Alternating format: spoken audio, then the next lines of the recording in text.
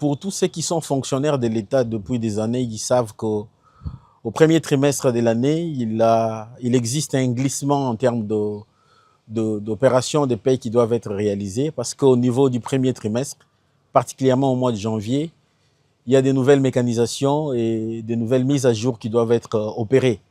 Ces nouvelles mécanisations et mises à jour liées également à des ajustements, ajouter à cela les contraintes d'ordre sécuritaire, ont imposé à l'État d'adopter une stratégie de payer de manière progressive l'enveloppe salariale des agents et fonctionnaires de l'État. À ce stade, pour les mois de janvier, contrairement aux bruits qui sont en train de circuler, le gouvernement a payé avant le 28 janvier de ces mois de 2026 les rémunérations des personnels sensibles de l'État, donc les personnels relevant des services à mise à jour mensuels.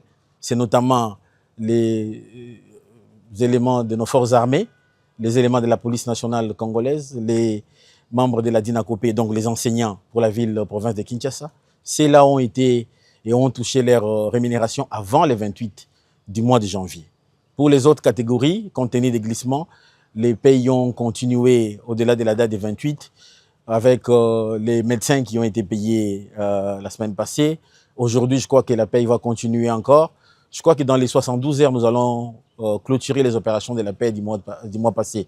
Ces ajustements sont notamment liés, comme je l'ai dit, au rythme que nous effectuons ces opérations, compte tenu des mises à jour. Donc, les populations congolaises et les fonctionnaires doivent être rassurés, il n'y a aucun problème. Le gouvernement va tenir compte de cet état des choses dans l'évolution de la suite des opérations. Nous sommes en début d'année. Le gouvernement, l'année passée, a déboursé 59 millions de dollars pour compléter les PDL 145 territoires. Je peux confirmer à nos populations que le BCECO a réussi les fonds, les CFF. Nous avons d'ailleurs clôturé tous les financements qui étaient attendus au niveau du CFF.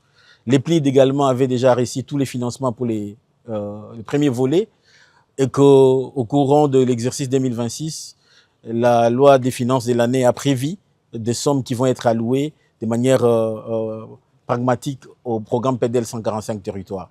Donc, il n'y a aucune inquiétude pour nos populations. Les PDL, c'est un programme prioritaire du chef de l'État. Il va se déployer sous la coordination de son Excellence, Madame la Première ministre, chef du gouvernement. Une meilleure coordination au niveau du gouvernement et de la Banque centrale du Congo.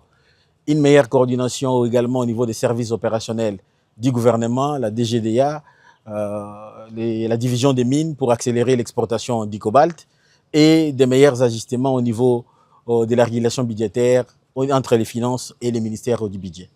Les populations doivent se fier aux sources officielles et ne pas laisser la voie aux manipulateurs qui sont en train d'agiter dans ces contextes sécuritaires qui est le nôtre. La situation est sous contrôle et le gouvernement va continuer à assumer ses responsabilités.